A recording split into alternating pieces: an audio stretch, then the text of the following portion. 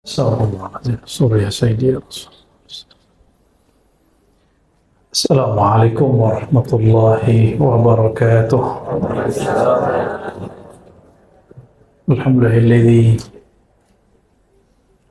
أمرنا بأن ندعوه بالأسماء الحسنى، والحمد لله الذي جعلنا من الذين أجابوا دعوته، والحمد لله الذي جعلنا من أمة سيد الوجود سيد الكونين سيدنا محمد. أشهد أن لا إله إلا الله، أشهد أن محمدا عبده ورسوله. اللهم صل وسلم وبارك على هذا النبي الكريم. أما بعد، اللهم افتح لنا يا فتاح فتوح العارفين، وعلمنا يا عليم علما ينفعنا، آمين يا رب العالمين.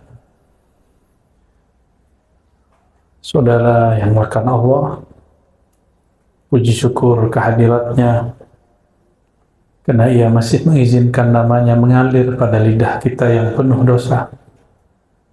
Alhamdulillah, Allah masih izinkan nama kekasihnya kita ulang-ulang, kita jadikan sebagai wirid, dan itu tiadalah mudah bagi orang-orang kecuali yang Allah bukakan mata hatinya. Maka tiadalah yang diangkat di muka bumi ini kecuali orang yang menyebut namanya, orang yang mencintai namanya, orang yang mewarisi ilmunya. Itulah makna dari surat Alam Nashrah, wa rafa'na laka dzikra. Dan kami mengangkat bagi engkau, hai Muhammad, zikraka. Zikraka secara harfiah berarti sebutanmu, namamu.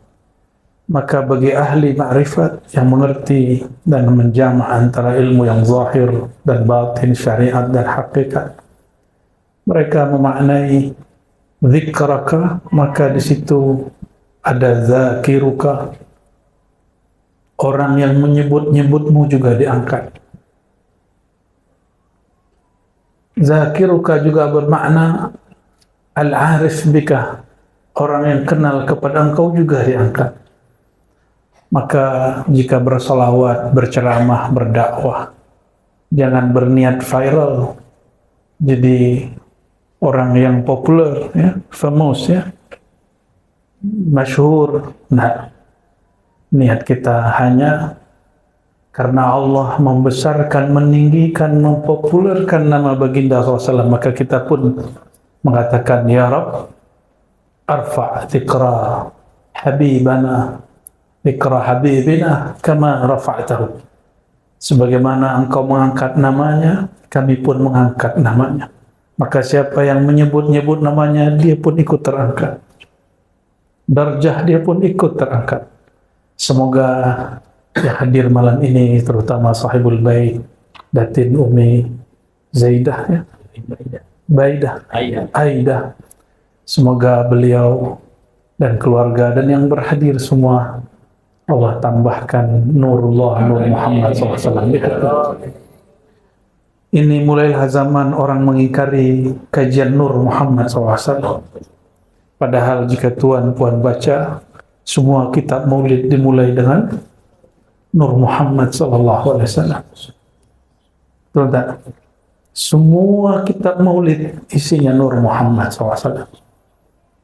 Tapi muncullah ada orang mengatakan kajian Nur Muhammad itu kajian daripada pengaruh Kristiani kepada Muslim. Ada juga mufti di sinilah.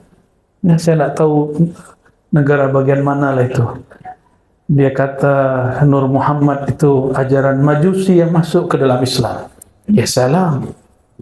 Mufti, ya salam. Istafti qalbak qabla an tufti linnas. Minta fatwa dulu ke dalam kalbu sebelum kita memfatwa satu hal.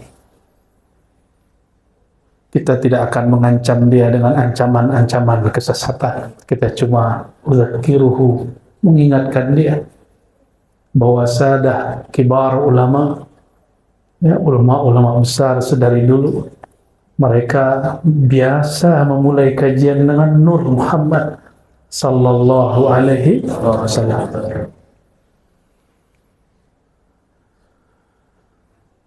Tapi saya tidak mau bahas Nur Muhammad lah, ramai lagi. Ya, karena di sini baca Ratibul Attas dan Al-Asmaul Husna. Saya ambil bagian Al-Asmaul Husna. Kalau Ratibul Attas mungkin para sahabat yang berhak membahasnya.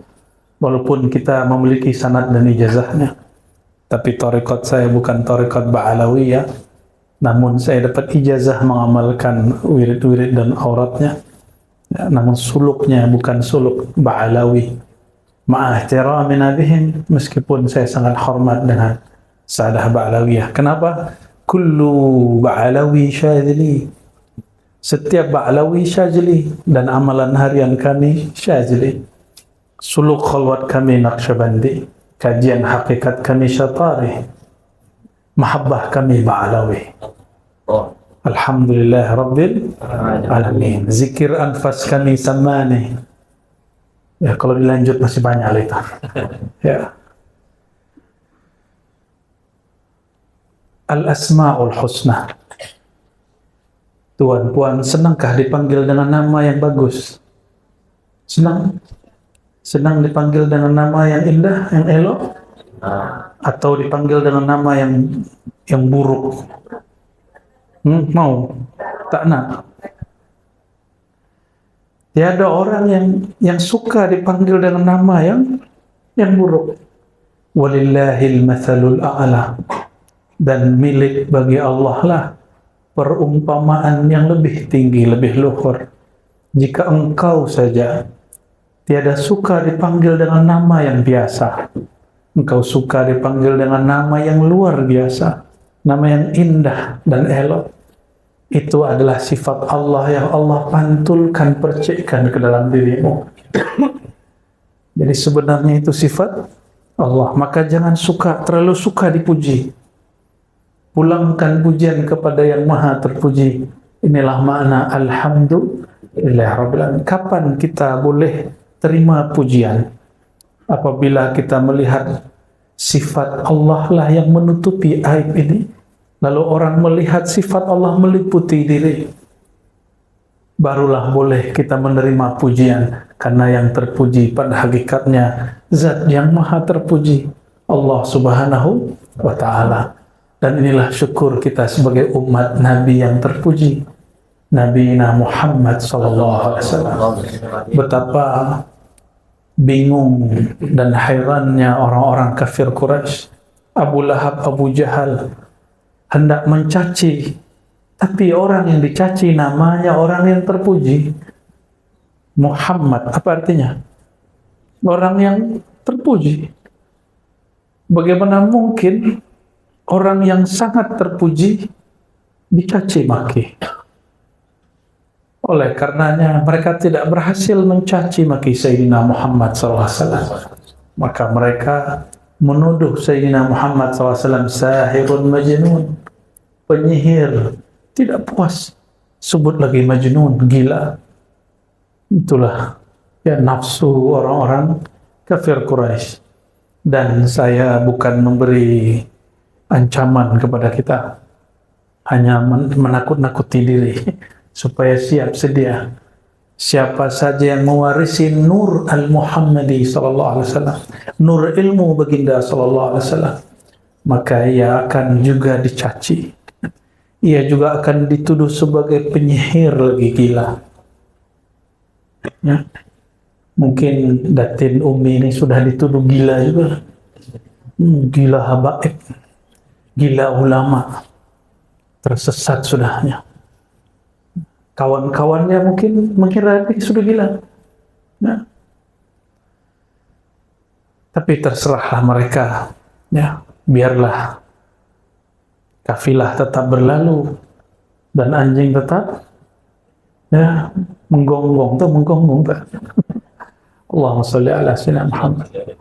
Walillahil asmaul husna fad'uuhu biha. Maka milik Allah lah nama yang indah, nama yang elok. Maka semua nama terbaik berpulang kepada Allah Subhanahu wa ta'ala. fad'uuhu biha, maka panggillah Allah dengannya. Apabila saya nih kepada Ustaz, saya panggil hoi, pasti Ustaz tidak mau melirik, betul tak?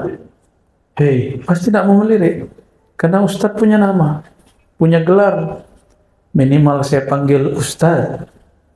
Ya, kalau tak tahu nama panggillah Ustaz, jangan panggil hoi. Hei, fulan. Tidak. Kita pun tidak suka dipanggil bukan dengan nama apalagi Allah Subhanahu wa ta'ala. Tapi baiknya Allah itu, Ia menyimpan namanya bahkan dalam satu huruf. Huruf yang paling ringkas tentang nama Allah adalah Hu. Maka kul huwallahu ahad. Biasanya apabila kita menyebut dia dalam bahasa Melayu lain dengan huwa dalam bahasa Arab. Karena dia dalam bahasa Melayu khusus untuk orang ketiga, orang yang gaib, orang yang hari ini sahabat kita tidak hadir, lalu kita sebut dia. Betul tak? Tapi kalau menyebut Allahu, itu menunjukkan tanzih, mensucikan Allah dari semua fikiran-fikiran. Maka maknahu mencakup semua sifat 20. Orang kalau faham belajar sifat 20, ada di sini majelis kajian sifat 20, wajib ada. Kita Ahlus Sunnah wal Jamaah, salah satu simbol kita adalah mengkaji sifat Allah yang 20. Bukanlah Allah itu bersifat hanya 20, tapi karena akal ini terbatas, ulama meringkasnya menjadi 20. Dari 20 orang akan faham bahwa sifat Allah Tabaraka wa Ta'ala tak terhingga. Apabila kita berkenalan dengan seseorang ta'aruf, pertama yang ditanya bukan sifat dan tempat tinggalnya, di mana duduknya. Pertama yang ditanya adalah apa namanya. Maka awal jalan ma'rifat mengenal Allah adalah mengenal nama Allah Subhanahu wa Ta'ala. Saya lihat wiridnya sudah bagus, suaranya sangat merdu. Tinggal suara dan wiridnya diisi dengan warid. Warid itu dimulai dengan ta'lim. Innamal ilmu bita'allumi. Ilmu itu mesti diambil dari guru. Lain dengan futuh, lain dengan wahbiyah. Bukan wahabi. Wahbiyah itu pemberian bakat dari Allah. Ya. Tiba-tiba malam Lailatul Qadar atau malam nisfu Sya'ban, mimpi melihat cahaya, esok hari sudah mampu urut orang. Nah, itu namanya wahabiyah. Apa namanya? Atau tiba-tiba habis selesai wirid zikir, tertidur, melihat singa masuk ke badannya. Bangun tidur, dia mampu silat singa. Itu wahabiyah. Tapi hati-hati, wahabiyah tidak selalu mutlak langsung dari Allah. Siapa tahu dari jin, dari khadam-khadam, maka kita mesti berhati-hati. Dan cara menetralkannya, membersihkannya, cukup dengan kalimat tauhid, la ilaha illallah. Orang yang kuat baca la ilaha illallah, Allah bersihkan dia dari ilmu-ilmu jahat. Dan coba tuan puan perhatikan di dalam Al-Quran, lafaz la ilaha illallah, seingat saya hanya ada 2, 4 atau 2, saya lupa, nanti tolong diingatkan. Seingat saya hanya 2 atau 4. Selebihnya lebih dari 20 ayat menyebut Allahu la ilaha illahu. Kadang dia guna lafaz Allah, kadang dia menyebut dirinya huwa. Maka huwa dalam bahasa Arab tidak hanya berarti dia dalam bahasa Melayu, tapi huwa ghayatut tanzih, ismun litanzih, nama untuk mensucikan Allah Ta'ala. Inilah yang tidak difahami oleh beberapa dai-dai. Ya, kita maklumi karena ilmu itu berkembang. Ya, siapa tahu nanti dia merevisi kata-katanya yang mengatakan zikir dengan hu bid'ah. Nah, sudah ada di Malaysia yang bercakap begitu. Sudah ada fatwa begitu. Ya salam. Nah, siapa yang tak kenal dengan Imam Izzuddin bin Abi Salah? Imam Fakhruddin Ar-Razi. Buka Fakhruddin Ar-Razi. Kalau yang di depan Ar-Razi. Ini Imam Fakhruddin Ar-Razi. Imam Fakhruddin Ar-Razi, beliau wafat lebih kurang 606 Hijriah. Sekarang sudah berapa? 1446. Sudah berapa abad? Satu abad 100 tahun.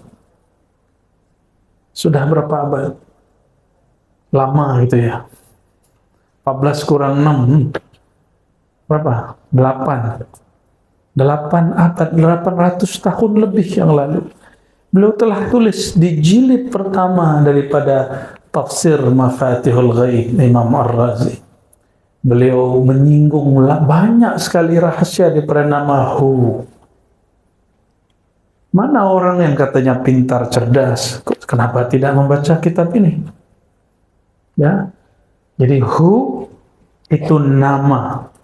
Oleh karenanya Imam Ahlus Sunnah yang bernama Abdul Qahir Al-Baghdadi, boleh diulang namanya?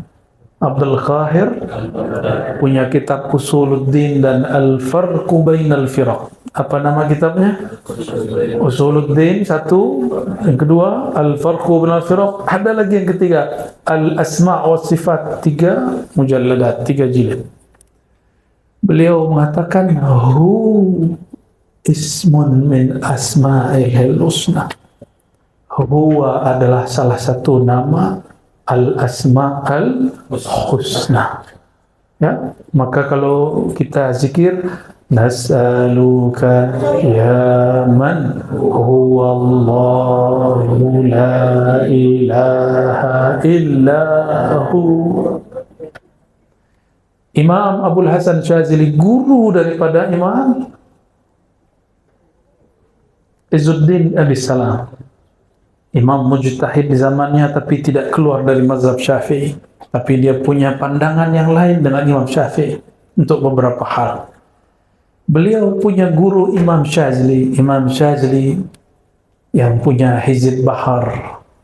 Ya, salah satu hizib yang saya suka dan kami di Ribat. Pagi petang mengamalkan wirid asas, astagfirullah 100, la ilaha illallah 100, salawat 100, subhanallah 100, itu di hati beliau. Imam Syazili, salah satu doa asma al-ismul a'azam, nama yang agung yang jika kita memohon dengan nama itu adalah Hu. Maka beliau berdoa, Ya Hu, Ya Hu, wahai yang menyebut dirinya Huwa. Waw itu waw zaidah, pada dasarnya hanya Hu. Waw itu tambahan dalam bahasa Arab. Jadi al-aslu fihi Hu, bila waw. Ada Hu tanpa nyebut waw. Kul huwa, huwa Allah, karena dia disambung maka dibaca huwa Allah. Tapi jika dia diwakafkan Allahu la ilaha illahu, betul tak? Begitu cara bacanya. Sahih? Ada matnya, Hu. Maka apabila tuan puan ambil talqin zikir dari ahlinya, salah satu talqin zikir itulah talqin zikir dengan surat Qul huwallahu ahad, Kul Hu Allah. Jika dilakukan dengan teknik yang benar, kaifiat yang sahih, dia akan membuat wajilat qulubuhum. Jika disebut namanya, bergetarlah hati. Ya, jika disebut nama Allah, bergetar hati. Tapi kalau menyebutnya belum tahu caranya, maka hati tiada bergetar. Ya, maka pelajari ilmu ini dari ahlinya, jangan dari YouTube. Ya, pelajari dari siapa? Fas'alu ahla dzikri in kuntum la ta'lamun. Tapi ingat, tidak semua dokter itu spesialis. Maka tidak semua dai ustadz menguasai ilmu talqin. Banyaklah orang mentalkin dan memberi ijazah, tapi sedikitlah orang yang punya sir daripada la ilaha illallah. Ambil dari ahli sir, ahli zikir. InsyaAllah nur Allah akan hidup di dalam kalbu kita. Insya orang nur Allah hidup di kalbunya, maka sebesar apapun dosanya tidak akan membuat dia putus asa untuk pulang kepada Allah, karena dia tahu ini yang kami kaji tadi pagi ya, tapi karena memang tidak ada live ya. Apa itu?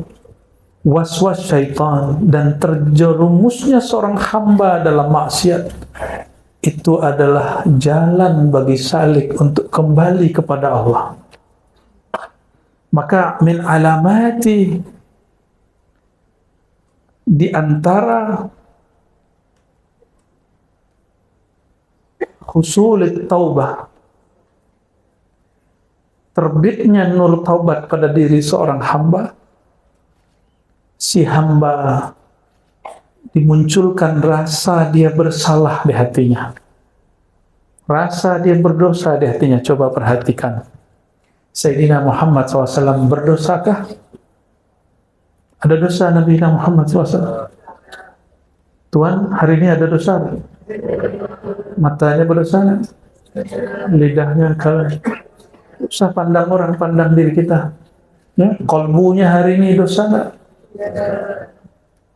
Kita tidak usah memandang siapapun, pandanglah diri ini penuh dengan dosa. Dosa itu kotoran.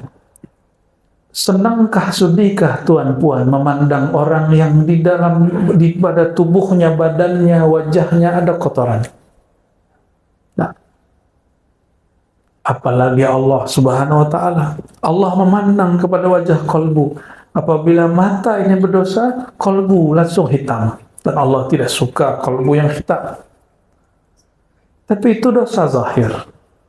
Mendengar aib orang ya, membicarakan aib orang, itu dosa zahir. Ada dosa yang tersembunyi.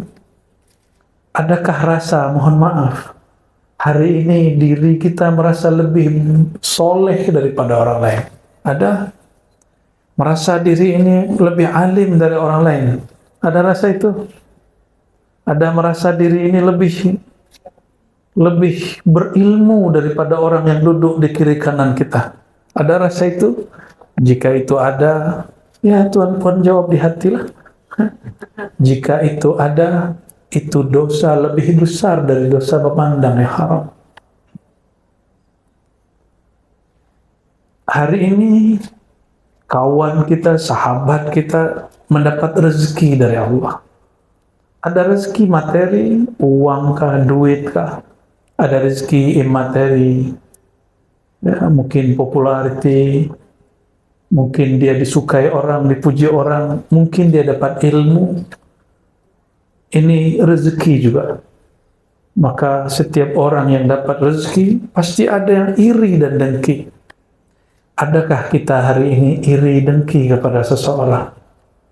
Iri dengki itu menginginkan dapat nikmat yang Allah berikan kepada sahabat kita, saudara kita, dan kita ingin dia tidak dapat. Itu namanya iri dengki. Tapi ada iri yang positif. Kita menginginkan nikmat yang didapat saudara kita, tapi dia tetap mendapat nikmat tanpa perlu dia hancur dan binasa. Nah, itu boleh. Ya.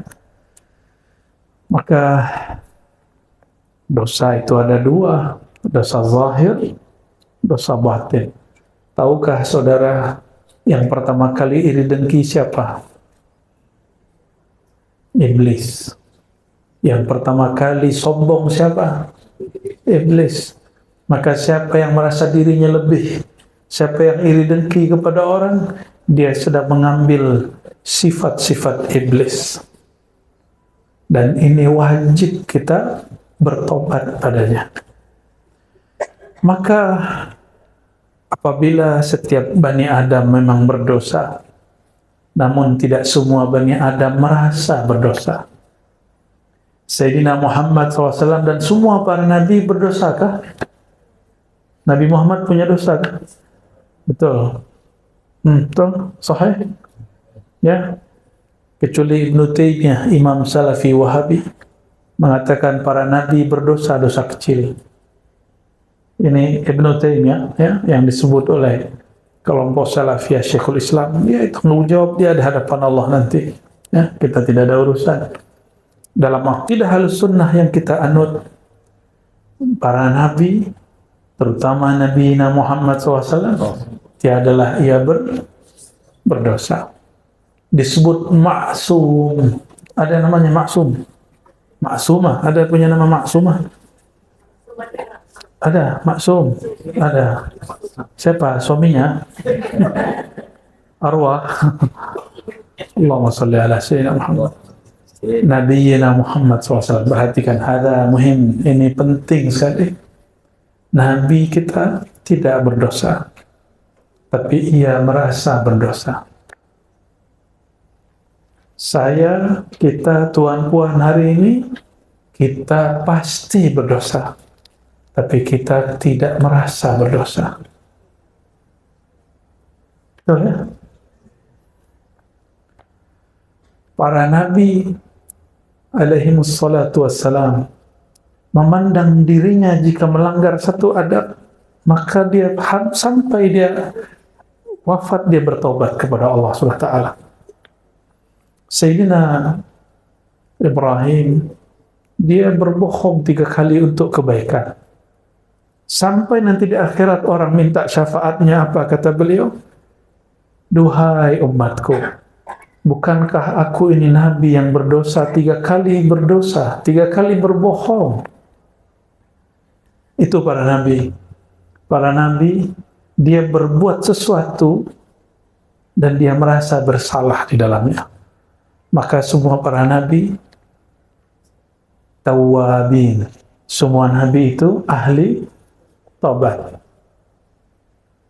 Ingin merasakan nikmat bertuhan, ingin merasakan nikmatnya zikrullah, benar-benarkan, betul-betulkan taubatnya. Apakah kita senang masuk ruangan tapi ruangannya kotor? Masuk masjid suraunya berdebu, apa namanya nih? Tikar apa? Karpetnya sudah kotor, ya, banyak debunya, banyak kotoran-kotoran di dalamnya. Nyamankah? Tidak. Para imam ahli zikrullah, mereka ijma', qalbul mu'min baitullah. Rumah Allah, surau yang hakiki, masjid hakiki, bukan bangunan fisik itu. Karena bangunan fisik itu boleh diubah nanti jadi gereja. Seperti Hagia Sophia, sudah dari gereja jadi masjid, masjid jadi gereja, gereja jadi museum, museum jadi gereja, jadi masjid lagi. Kalau bangunan boleh diubah, tapi kolbu ini tidak boleh dirubah. Nah, maka ini yang disebut baitullah hakiki. Jika seseorang masuk ke dalam dirinya, di dalam dirinya masih ada noda mata, noda telinga, noda pandangan, pendengaran, noda lisan, noda tangan dan kaki, noda kalbu, maka ia tidak akan lama tahan zikrullah. Dia tidak akan lama tahan dalam baitullah yang ada dalam dirinya. Padahal Sayyidina Muhammad SAW mengatakan dalam hadis yang sahih, idza ra'aita ahadan, ya, jika engkau melihat seseorang, ya, suka datang ke masjid, fashhad lahu bil iman, maka saksikanlah dia benar-benar beriman. Oleh Imam Ghazali dimaknai bukan saja datang ke masjid yang fisik, itu betul, itu zahir iman.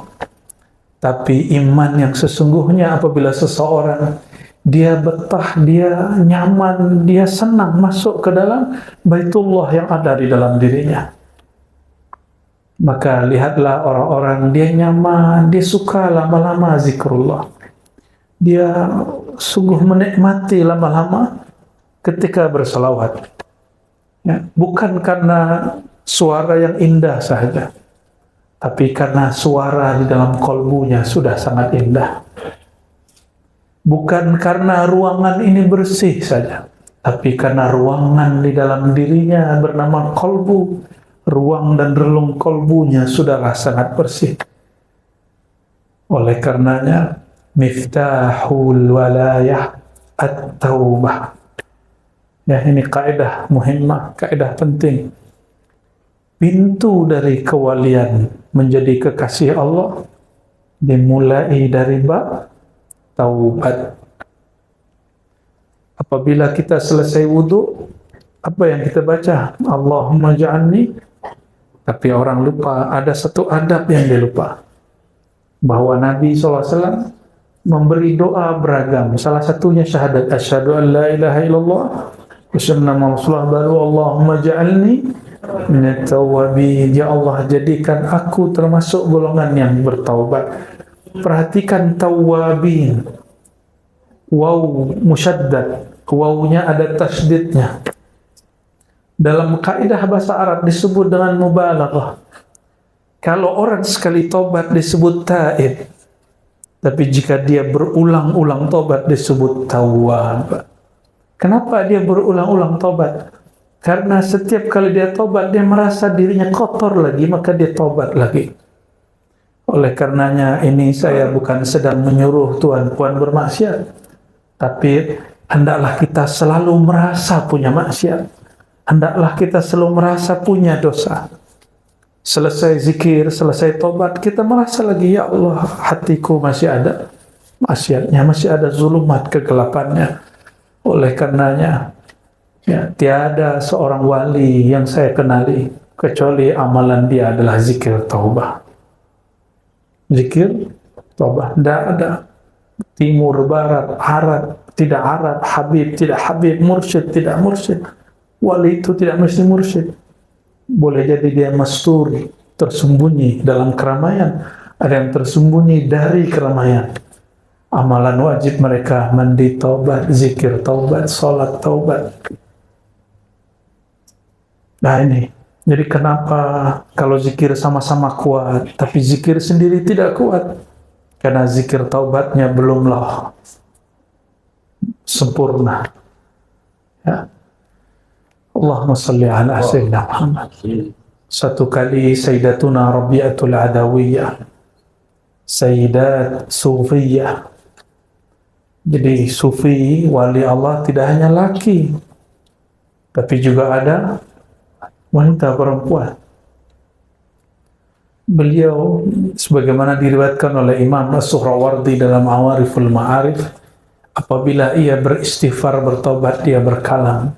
Kalam yang wali laki tidak pernah tahu kalimat itu, tapi dia tahu lafaz itu. Apa kata dia? Astaghfirullah fi istighfari. Aku mohon ampun kepada Allah, aku memohon maaf kepada Allah. Kenapa? Karena istighfarku tidak sungguh-sungguh.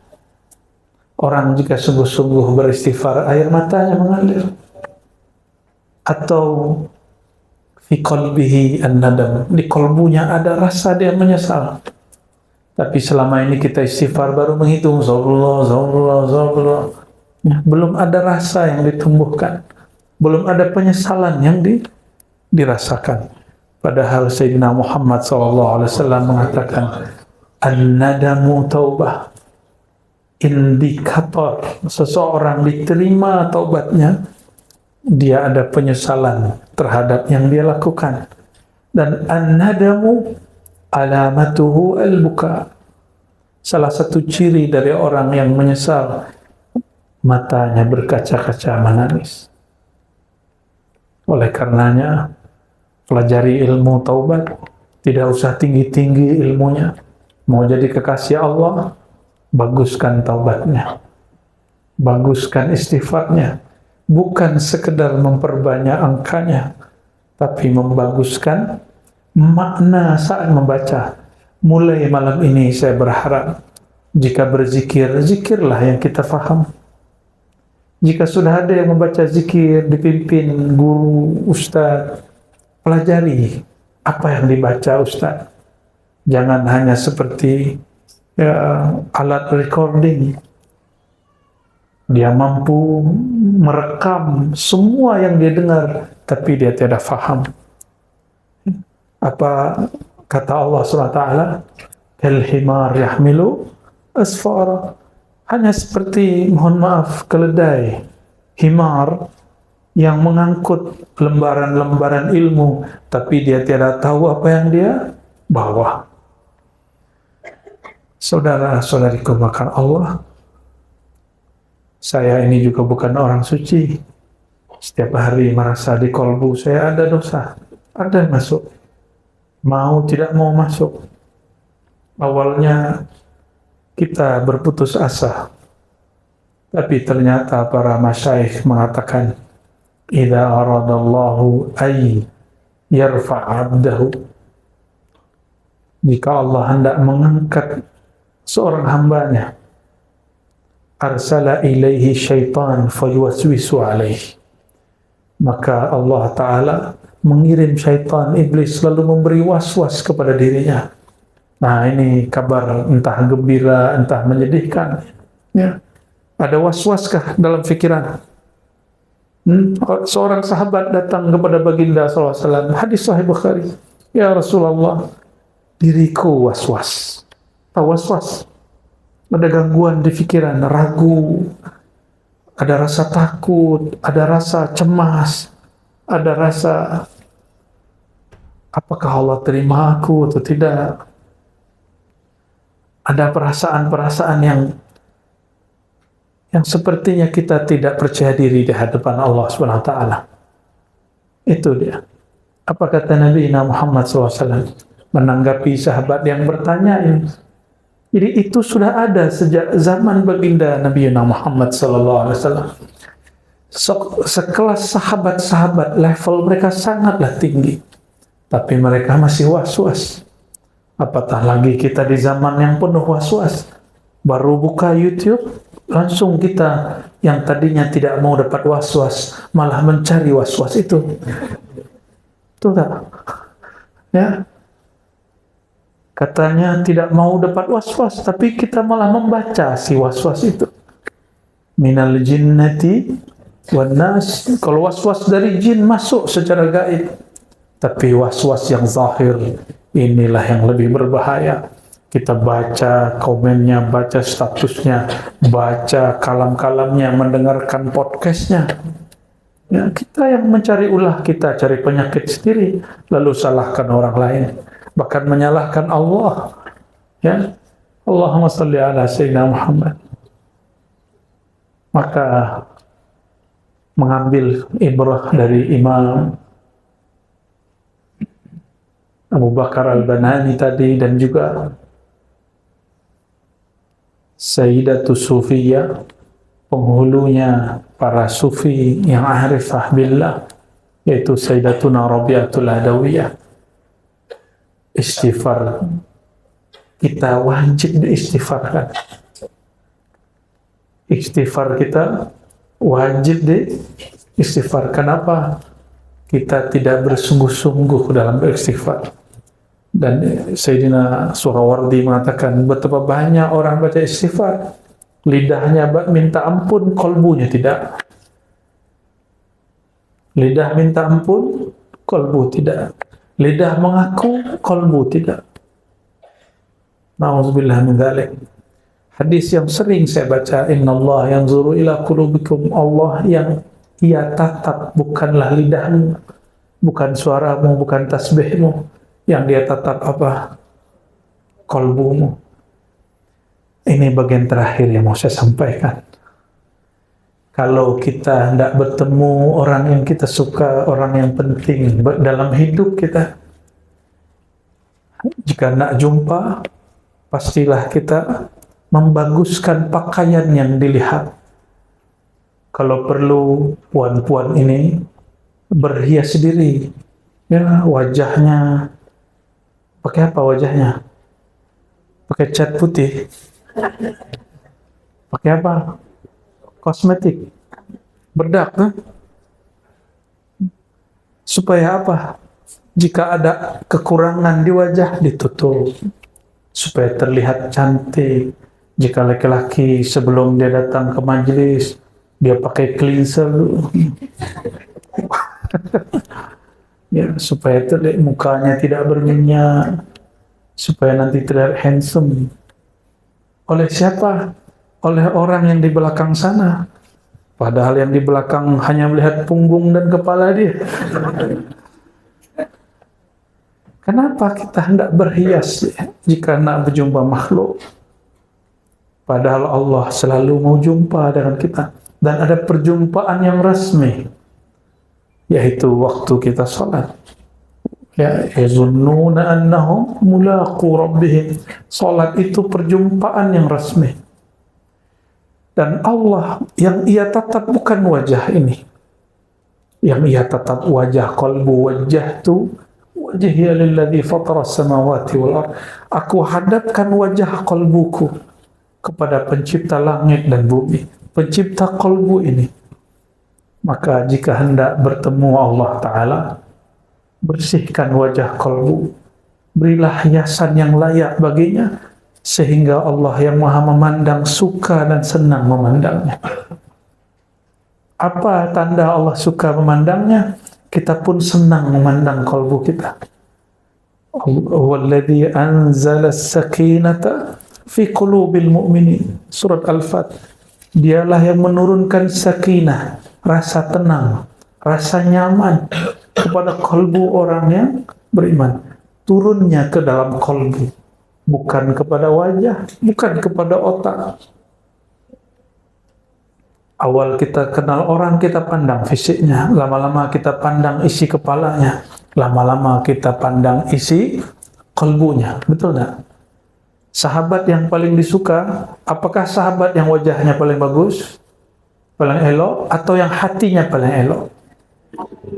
Senangkah dengan orang otak dia bagus, fikiran dia, brainnya minda dia luar biasa, tapi kalbunya sombong? Suka dengan orang begitu? Kita lebih senang ya wajahnya ya lumayan buruk, otak dia, minda dia lumayan dhaif. Ya, dhaif tahu dhaif. Ya lemah. Tapi kalbu dia tidak menyimpan busuk hati. Kita suka berteman dengan orang begitu. Betul tak? Kita nyaman jika berjumpa dengan orang begitu. Itu masalul a'la. Ini perumpamaan yang lebih tinggi. Allah lebih senang lagi kepada orang yang kalbunya tidak menyimpan busuk hati, tidak menyimpan sombong diri. Senangnya Allah memandang orang begitu. Kapan mulai konflik muncul di surga? Ketika Azazil yang kemudian diberi gelar iblis merasa dirinya lebih tinggi daripada Sayyidina Adam, dan dia iri kepada anugerah Allah kepada Sayyidina Adam, maka bermulalah konflik, bermulalah pertengkaran. Ya, jangan sampai itu terjadi. Kita punya sahabat, wajahnya senang kita melihatnya. Akal fikiran minda dia juga sangatlah cerdas, IQ-nya sangatlah tinggi, qalbunya sangatlah baik. Itulah afdalul ashab, sahabat yang paling mulia. Jika dia sahabat, jika dia guru yang paling disebut al-mursyid kamil mukamil, guru yang kamil, ideal, bukan sempurna. Sempurna hanya milik Allah. Ya, sangat ideal. Maka saudara-saudariku yang karena Allah, karena Allah hanya menatap kepada wajah, kalbu, mari merias wajah kalbu. Ya, ini puan-puan ini merias wajah ini setiap hari kan? Oh, kalbu kita cemburu. Apa kata dia? Ya Allah, hamba-Mu ini merawat wajah zahirnya setiap hari, tapi wajah yang engkau tatap dia hanya rawat sesekali saja. Wajah ini, kata ahli kecantikan, mesti dibersihkan minimal 2 kali sehari. Tahulah kita ya, pagi, petang ya, atau bangun tidur, sebelum tidur. Maka saya pun katakan minimal jika hendak membersihkan kalbu, bersihkan 2 kali sehari. Sebelum bangun tidur dan sebelum tidur. Siapa yang tidur tidak membawa sifat-sifat sombong, sifat-sifat yang buruk, dia tidur fi hubbillah, dalam cintanya Allah. Itulah zikir yang sebenarnya. Itulah ahli surga. Jadi jika Tuhan mau lihat ahli surga zaman ini, mudah. Saya kasih contohnya. Orang yang tidur tidak menyimpan penyakit hati. Siapapun orangnya, alimkah dia, jahilkah dia, maka orang itu ahlul jannah, ahli surga. Alim dia, baca kitab kuningnya Masya Allah, apalagi baca maulidnya Masya Allah, tapi sebelum tidur dia kurang senang, hatinya suudzon, dia kurang bersyukur dengan apa yang dia dapat hari ini. Tertidur itu tidak lebih baik daripada jamaahnya. Jamaahnya mungkin jahil, tapi dia tidur penuh rasa syukur dan taubat kepada Allah Subhanahu wa taala. Maka nanti sebelum tidur, nah ingat-ingat, sebelum tidur, kata Nabi Muhammad SAW, ini sunnah Nabi. Idza arada ahadukum ila firashihi, jika kamu hendak mau ke tempat tidurnya, falyatawadda wudu'ahu lis-shalah, maka berwuduklah, bersihlah seperti dia hendak salat. Maka seorang muslim tidak mungkin dia tidur wajahnya berminyak. Nah, kenapa? Karena dia mau tidur, dia pasti bersihkan wajahnya dulu. Jadi Rasulullah SAW sangat mengerti bab berhias. Lalu setelah itu apa? Bacalah zikir-zikir yang sudah mungkin kita tahu semua. Tapi ada satu hal yang terpisah hadisnya. Janganlah tidur dalam menyimpan rasa sakit hati kepada siapapun. Ada rasa sakit hati kah kepada orang? Masih ada? Masih ada dendam? Masih?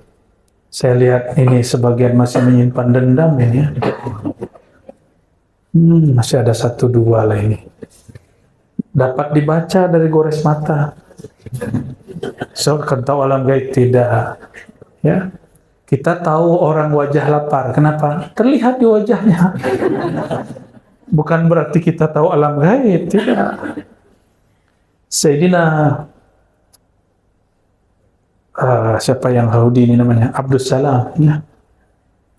Seorang Yahudi yang masuk Islam. Kita tak benci Yahudi karena Yahudinya. Kita benci Yahudi yang Zionis, yang jahat kepada sesama manusia, apalagi Muslim yang sedang ada di sana. Sayyidina Abdus Salam diperintah oleh amatinya, bibinya. Wahai Abdus Salam, orang cakap ada orang baik datang ke Madinah mengaku sebagai Rasul Allah.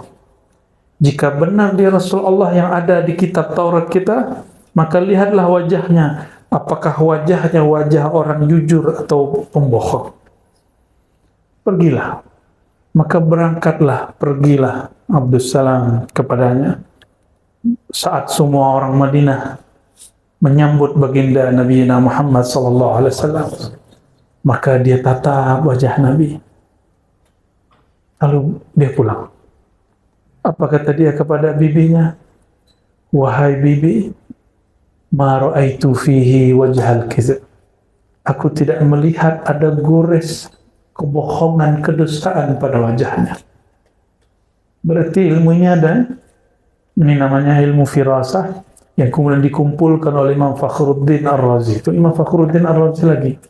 Imam Ar-Razi lagi ya. Beliau kumpul satu buku judulnya Al-Firasah. Ini boleh dimumarasahkan. Sayangnya yang guna ilmu ini orang China, Feng Shui. Itu ilmu firasah, itu bukan khurafat.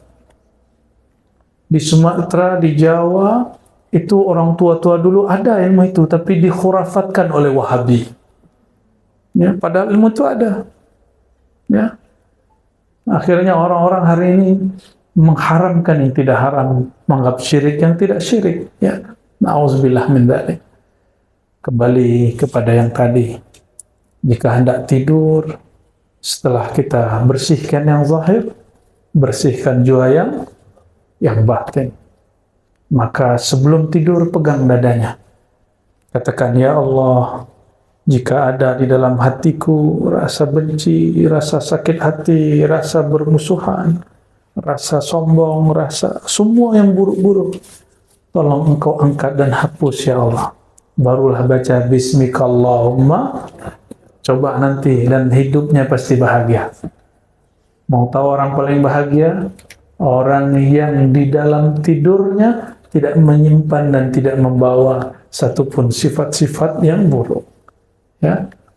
Dan semoga Allah menulis kita fi diwanit tawabin, dalam daftar nama-nama ahli taubat.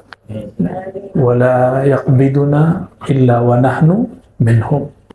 Dan jangan sampai kita dicabut ya Allah, ya. Dan kecuali kita dalam keadaan bertobat kepada Allah Subhanahu wa ta'ala. Lebih kurang itu, ya. Semoga Allah Ta'ala menerima kita semua. Iqbalna ya tawwab, ij'alna minat tawwabin bihaqqi Sayyidina Muhammad Sayyidit Tawwabin. Astaghfiruka, nastaghfiruka fi istighfarina. Ikuti ya Allah, ya Allah, ya Allah, kami memohon ampun ya Allah, dosa mata kami ya Allah, memandang yang haram ya Allah, memandang hina orang lain ya Allah, ampunkan dosa pandangan kami ya Allah, dosa pendengaran kami ya Allah, dosa lisan menyakiti sahabat kami ya Allah, dosa kolbu ya Allah, dosa sombong ya Allah, dosa angkuh ya Allah, dosa iri dengki ya Allah, dosa lalai mengingat Engkau ya Allah.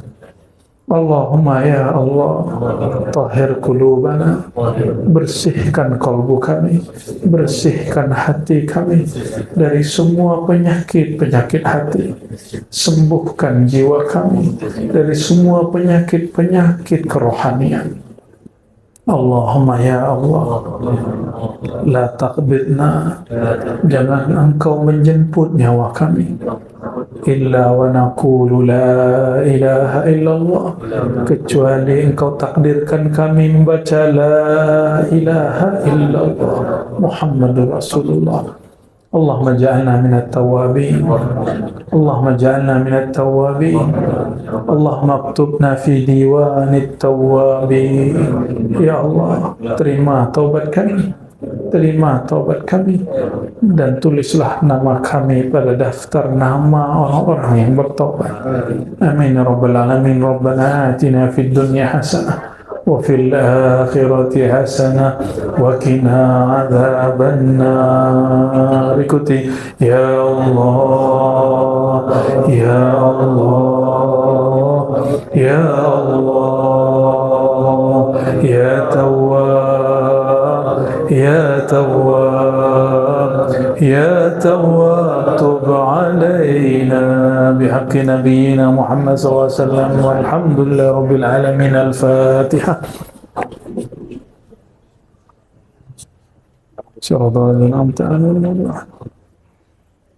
Lebih kurang itu yang dapat kami sampaikan. Mohon maaf salah kurangnya. Subhanakallahumma wa bihamdika, asyhadu an la ilaha illa anta, astaghfiruka wa atubu ilaik. Assalamualaikum warahmatullahi wabarakatuh. Ya.